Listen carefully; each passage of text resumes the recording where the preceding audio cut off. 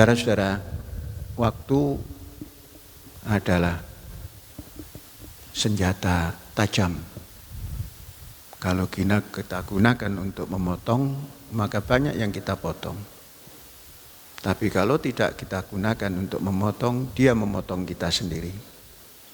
Nah, maka kita gunakanlah memotong hari demi hari untuk menyelesaikan program, supaya kita tidak dipotong oleh waktu. Kalau waktu sudah memotong, tidak ada sesiapapun yang bisa sambat kaningoyo.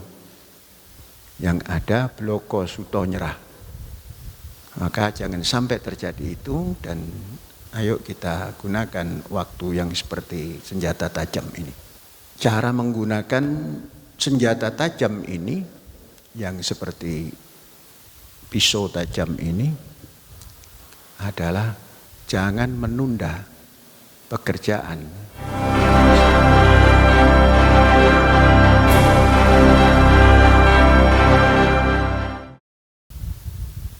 Menyambut Hari Proklamasi Indonesia, kemudian bergerak lagi masuk kepada Hari Peresmian Az-Zaitun tahun ke-21. Artinya 20 atau 21 tahun itu waktu yang sangat panjang. Dulu, tatkala Presiden Soekarno dekrit kembali kepada Undang-Undang Dasar 45 tahun 59 kalau nggak salah ya, 57, 59. Beberapa tahun kemudian terjadi peristiwa di tahun 65. Tatkala Presiden Soekarno menerima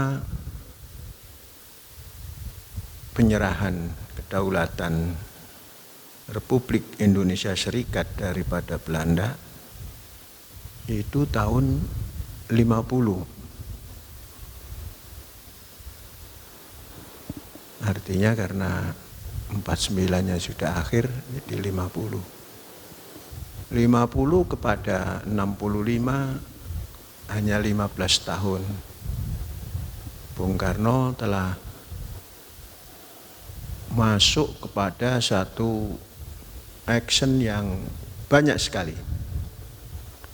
Ada merombak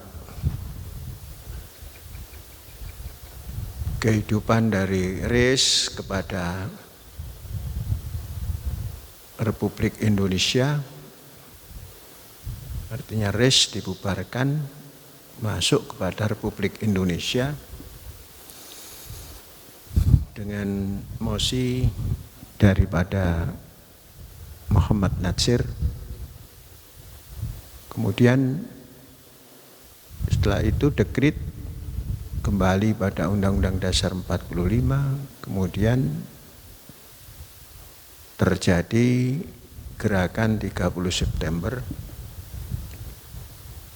yang dimanipulasi menjadi gerakan internal Angkatan Darat, yang sesungguhnya adalah gerakan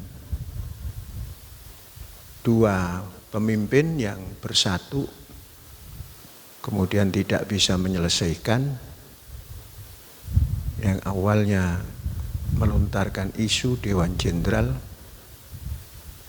Setelah itu Bung Karno merestui pembersihan jenderal-jenderal yang tidak pro pada revolusi, dilaksanakanlah oleh orang-orang Aidit.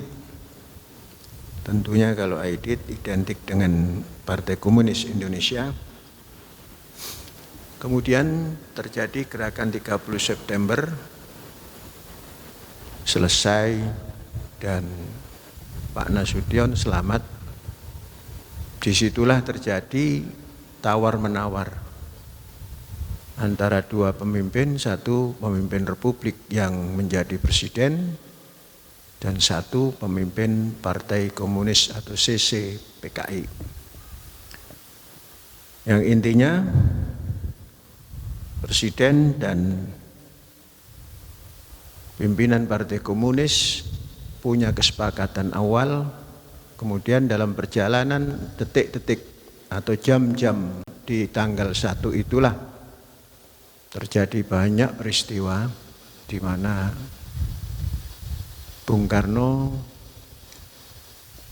pindah markasnya dari istana ke Halim yang diistilahkan Senko 1, Sentra Komando 1, dan Aidit pada Senko 2 bersama Suparjo. Kemudian setelah itu Aidit memaksakan satu kehendak yang cepat, sedangkan Bung Karno mencari jalan keluar yang supaya seimbang. Terjadilah tawar-menawar yang ujungnya pada jam-jam menjelang siang diumumkan Dewan Revolusi. Beberapa orang dicantumkan nama walaupun belum mendapat kesepakatan. Yang ujungnya ada penarikan-penarikan, contohnya umpamanya Sucipto Yudo Diharjo dan lain-lain. Kemudian menjelang agak siang diumumkanlah Dewan Revolusi yang tidak menyertakan Soekarno sebagai presiden. Maka di situ Bung Karno di Senko 1 memanggil beberapa menterinya untuk berdiskusi. Yang ketika itu masih belum menyampaikan bahwa itu ulah Aidit maupun ulah PKI. Masih dilindungi oleh Bung Karno. Dan setelah mengetahui bahwa Pak Nasution selamat, maka ada perintah untuk membereskan. Tapi Pak Nasution setelah sembunyi di rumah tetangganya, kalau tidak salah itu Dokter Lemena kalau tidak salah itu. Kemudian dari situ diantar ke Kostrad. Maka berundinglah dengan Pak Harto. Pak Harto diperintahkan untuk mengambil alih jabatan Kepala Staf Angkatan Darat menggantikan Pak Yani yang telah diculik. Dan kemudian Bung Karno di Senko-nya, di Sentra Komandonya bersama utusan daripada Aidit dari Senko 2 menetapkan bahwa pengganti Angkatan Darat adalah Mayor Jenderal Pranoto. Mayor Jenderal Pranoto adalah CS daripada Aidit. Nah, sedangkan Bung Karno juga masih menyetujui usulan Aidit mengangkat Jenderal Pranoto. Pada saat itu Jenderal Pranoto diharapkan bisa menduduki Kostrad dan datanglah ke Kostrad dan oleh Pak Harto tidak boleh kemana-mana sampai peristiwa ini selesai. Akhirnya Bung Karno merasa berjuang sendirian, Pranoto tidak ada, Aidit sudah mengingkari. Tatkala diminta supaya memilih Pak Harto, padahal ketika itu ada Pak Harto, ada Sarpini, Sarpini atau siapa itu, ada Pak Harto, ada tiga calon ketika itu. Yang satu, kalau bukan Sarpini ada satu lagi, Mawardi atau itu. Oh itu orang tidak bisa dikontrol, jenderal itu. Kemudian Soekarno itu keras kepala, baru masuk pada Pranoto. Tapi tatkala Pranoto tidak bisa pergi, dianjurkan oleh Pangkostrat untuk tidak kemana-mana sampai aman lingkungan, maka datang Suparjo, wakil daripada Untung, mengatakan bahwa Pranoto sudah diangkat menjadi kepala staf Angkatan Darat dan disuruh pulang ke markasnya dan lapor ke Presiden dengan harapan Presiden selamat.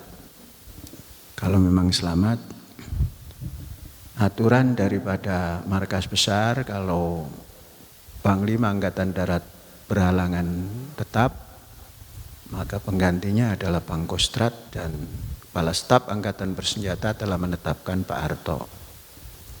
Nah disitulah Bung Karno merasa bersendirian. Aidit sudah melepaskan kabinet Twikora, membubarkan dan membuat kabinet gotong royong tanpa presiden, tidak disebut presiden. Maka Bung Karno berjalan sendirian. Tapi Pak Harto orang yang sangat Soekarnois. Artinya presiden harus diselamatkan. Itulah terjadi beberapa negosiasi dan ujungnya pada petang hari Bung Karno diminta meninggalkan Halim karena akan ada pembersihan gerakan 30 September. Nah disitulah merupakan Bung Karno diselamatkan atau menyelamatkan ke Bogor bersama keluarga dan Aidit tertinggal dengan sendirinya. Sikapnya yang keras untuk bertindak tanpa presiden dan ditinggalkan oleh kawan-kawannya karena pengumuman yang diumumkan adalah menurunkan jabatan semua panglima angkatan yang lebih daripada kolonel diturunkan menjadi letnan kolonel. Kemudian yang lain yang masuk pada Dewan Revolusi yang tidak punya pangkat apa-apa dinaikkan menjadi pangkat letnan kolonel. Disuruhlah tentara, semua angkatan, polisi dan sebagainya tidak sepakat dengan itu dan rame-rame mengundurkan diri dari Dewan Revolusi. Maka Aidit seperti membuat tutup daripada peti matinya sendiri itu, tertutup.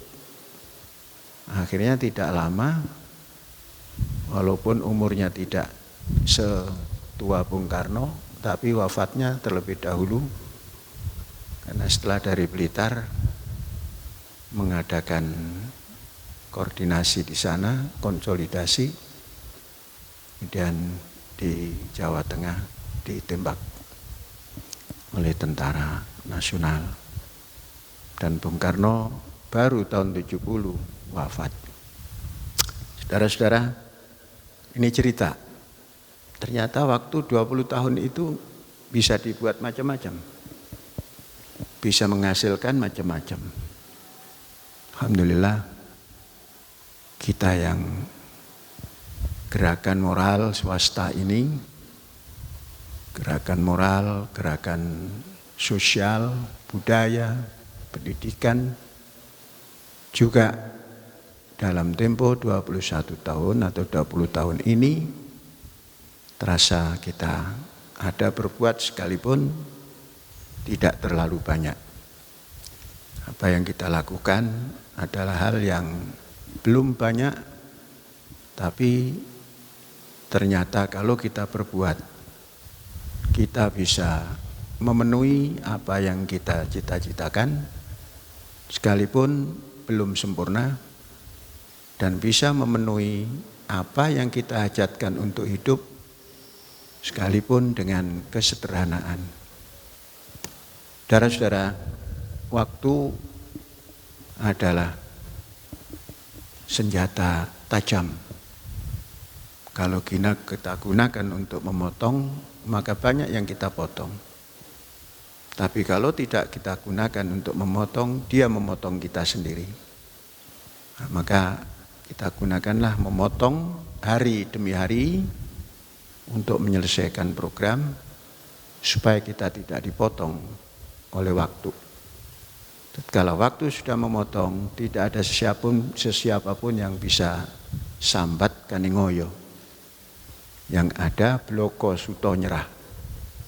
Maka jangan sampai terjadi itu, dan ayo kita gunakan waktu yang seperti senjata tajam ini. Dan cara menggunakan senjata tajam ini, yang seperti pisau tajam ini, adalah jangan menunda pekerjaan yang bisa kita selesaikan sekarang untuk dikerjakan besok. Nah, itu artinya mempergunakan senjata tajam, memotong waktu, menyelesaikan waktu, melangkah, mengisi waktu. Artinya jangan pernah untuk menunda pekerjaan yang bisa diselesaikan hari ini kepada besok. Itu kemungkinan senjata tajam itu akan memotong diri kita sendiri. Ini perjalanan 20 tahun sudah kita lalui, kita potong-potong waktu itu dengan pekerjaan yang tanpa menunda-nunda. Apapun hasilnya, pekerjaan yang kita lakukan tanpa kita tunda, itu kita bisa mengetahui. Tapi betapapun bagusnya, kalau kita tunda-tunda, kita tidak bisa melihat hasilnya. Nah, itu cara menggunakan senjata tajam. Artinya waktu yang diibaratkan dengan satu metafora senjata tajam. Mari kita gunakan waktu ini, laksana kita menggunakan senjata tajam untuk memotong sesuatu yang telah kita tetapkan untuk diselesaikan dan dilaksanakan. Ini pesan menghadapi Hari Proklamasi.